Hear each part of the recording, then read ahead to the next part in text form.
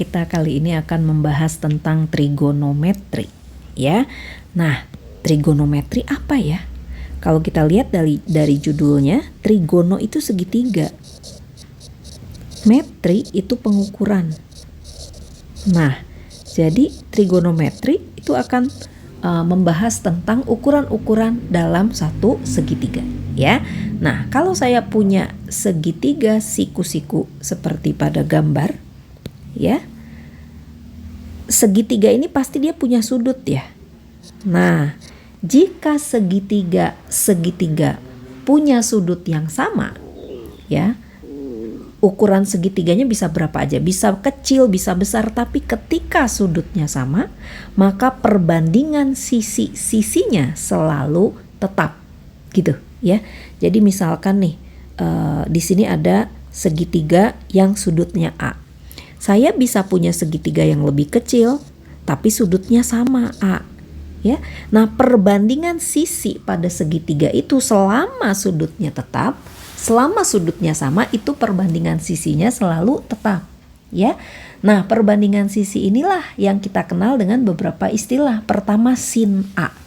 Sin A itu perbandingan dari sisi depan dibagi sisi miring ya. Jadi ini sisi depan dibagi sisi miring. Itu istilahnya adalah sin. Jadi kalau di sini ada sudut A di sini ya, sisi depannya misalkan panjangnya A, yang ini B, yang ini C. Maka sin A itu perbandingan antara sisi depannya A kecil dibagi sisi miringnya A per C. Kalau cos itu perbandingan antara sisi miring, sisi samping dengan sisi miring. Gitu ya. Jadi kalau di sini kita lihat sudut A-nya kan ini ya. Sisi sampingnya yang mana? Sampingnya ya berarti B, sisi miringnya ya tetap C. Berarti nilai cos A itu B per C. Ya. Tangen itu perbandingan dari sisi depan dibagi sisi samping. Jadi kalau tangan A, sudut A, sisi depannya itu A kecil, sisi sampingnya itu B. Gitu ya. Kemudian ada juga kosekan.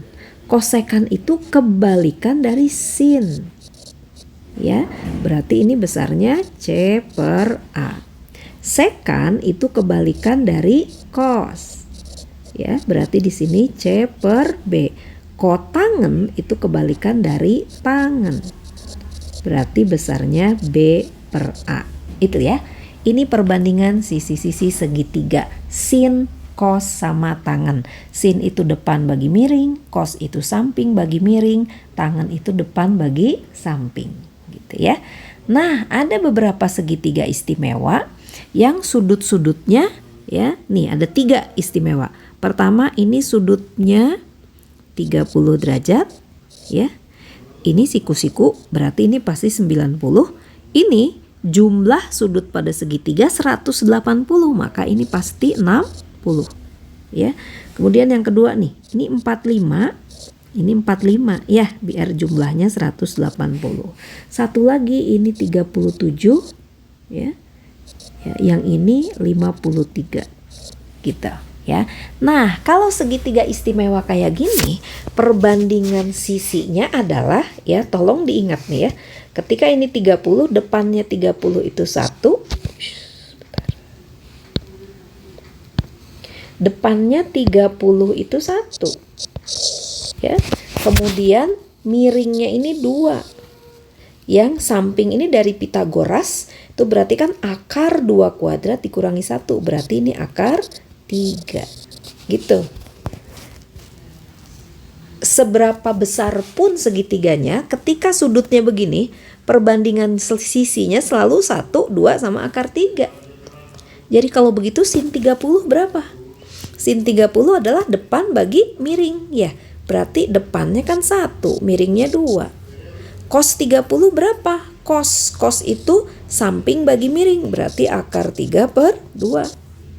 Tangen 30 berarti depan bagi samping, 1 per akar 3 gitu ya. sin 60. Nah, berarti sekarang sudutnya kita ganti dengan ini 60. Kalau sin 60 berarti ya depan bagi miring. Sin itu selalu depan bagi miring. Cuma lihat sekarang sudutnya sudut 60. Depannya itu akar 3. Ya, miringnya tetap 2. Cos 60. Sudutnya lihat yang 60. Sampingnya itu 1. Miringnya 2. Tangan 60. 60 tangan itu depan, berarti depannya akar 3. Miringnya yang sampingnya 1. Berarti akar 3. Ya.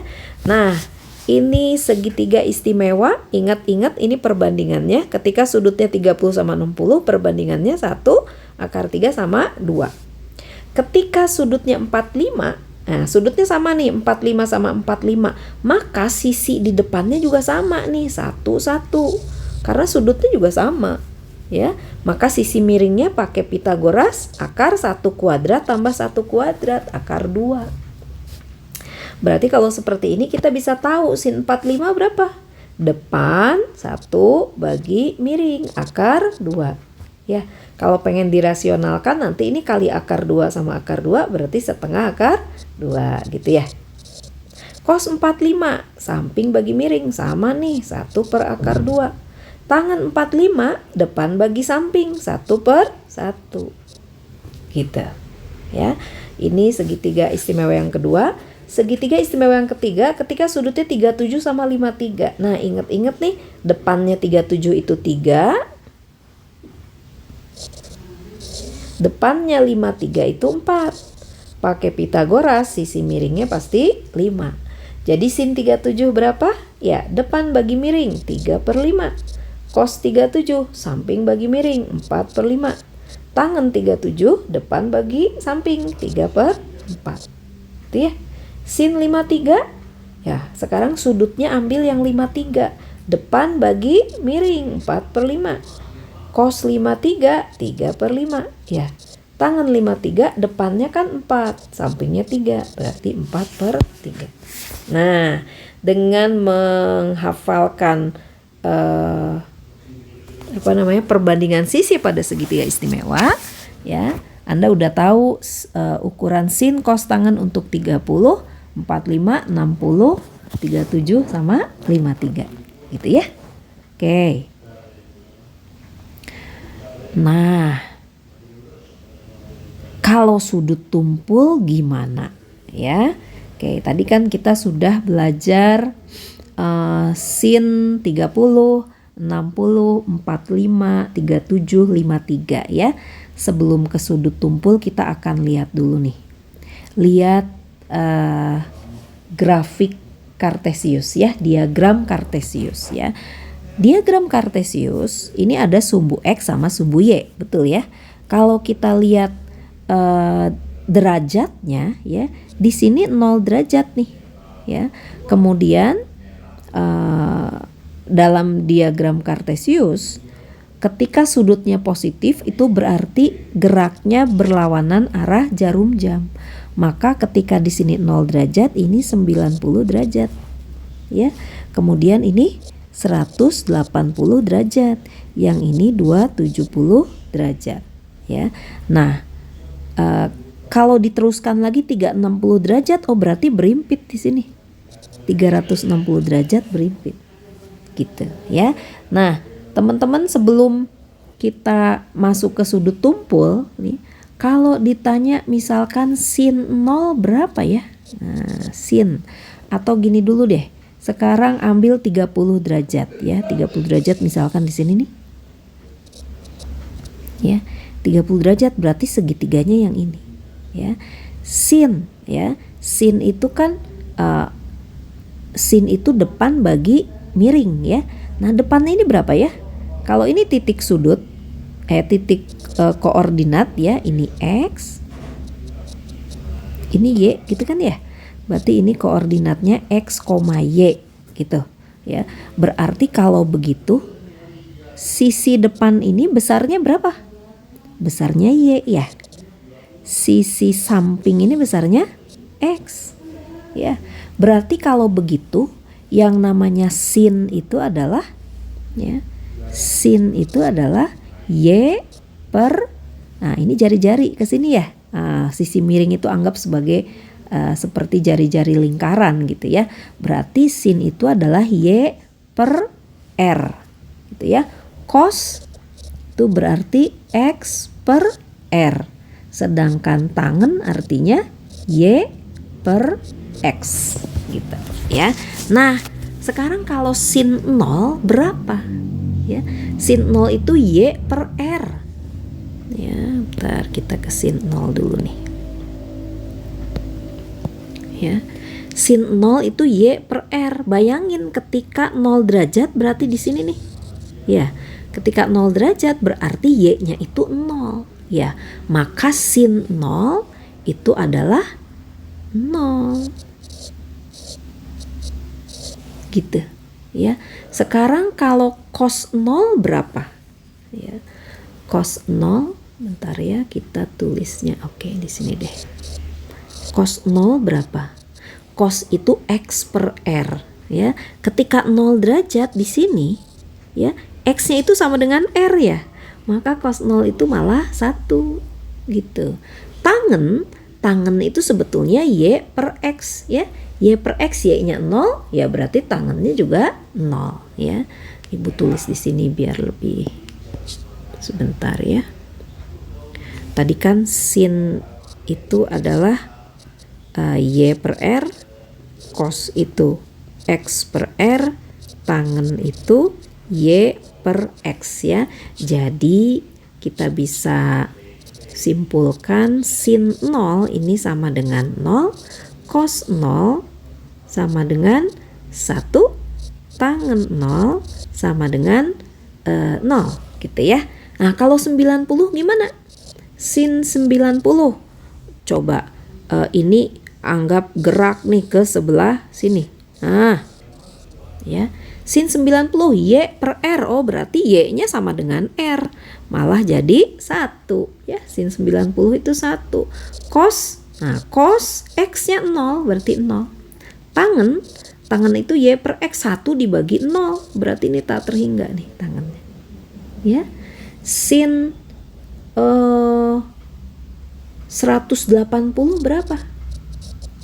Sin 180 berarti di sini nih. Ya.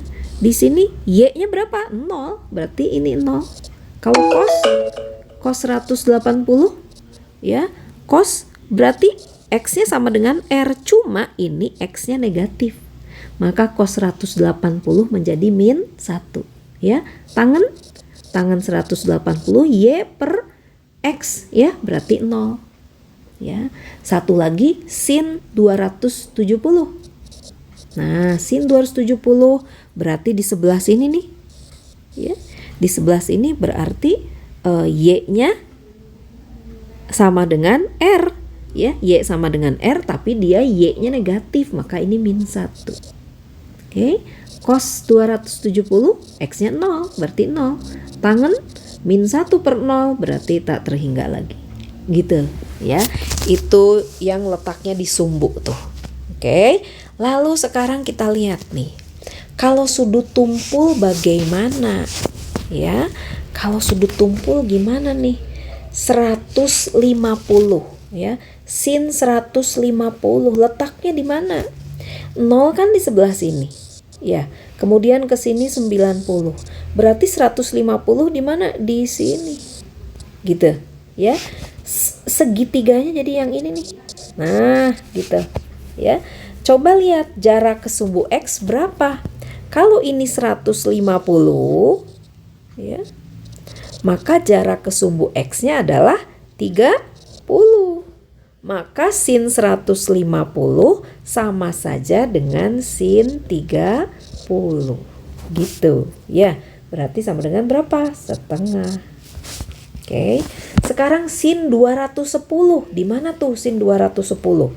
Ya, kita ambil warna lain.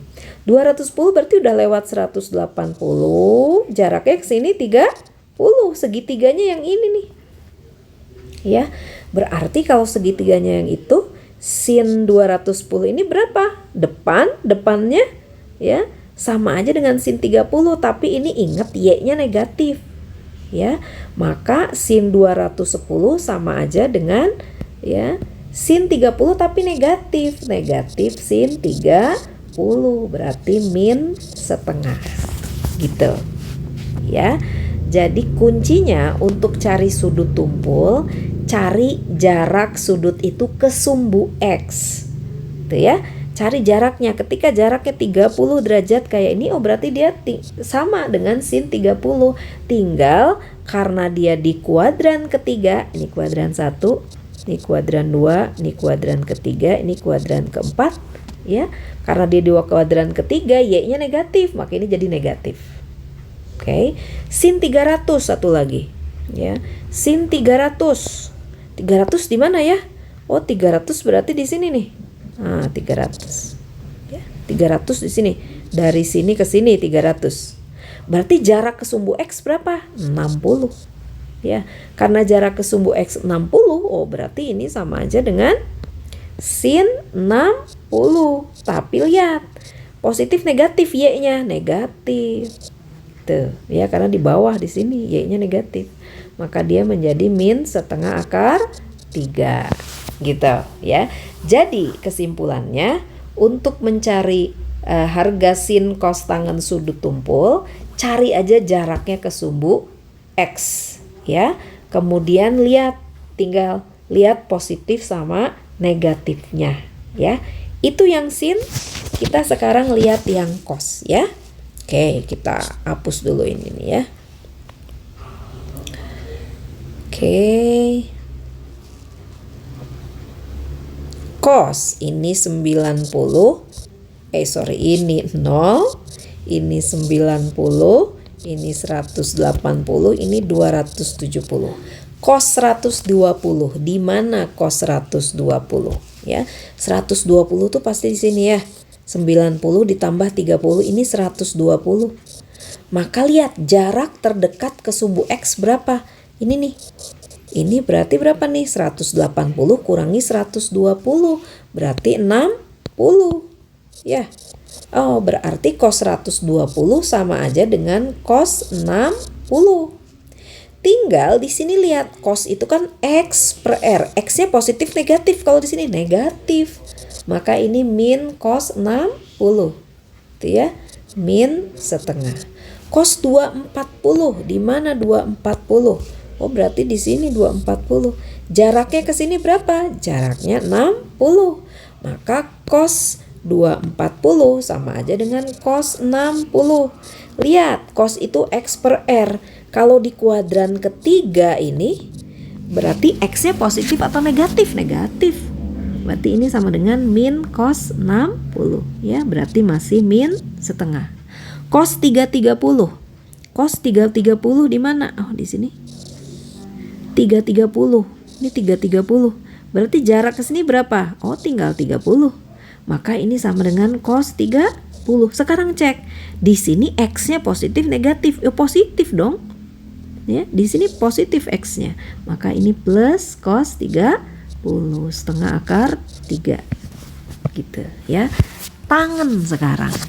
Sama, tangen 135. Ini kita hapus aja dulu biar lebih jelas penjelasannya ya. Di mana 135? Oh, di sini. Ya, ke sini 135, berarti ini berapa sisanya? Jarak ke sumbu X berapa? Oh, 45. Berarti ini sama dengan tangen 45. Tinggal lihat. Ya, di kuadran 2 nih, tangen itu y-nya positif tapi X-nya y per X kan? Y-nya positif tapi X-nya negatif. Berarti ini minus juga. Ya, berarti ini min 1. Tangen 225 di sini. Ini jaraknya 45 juga.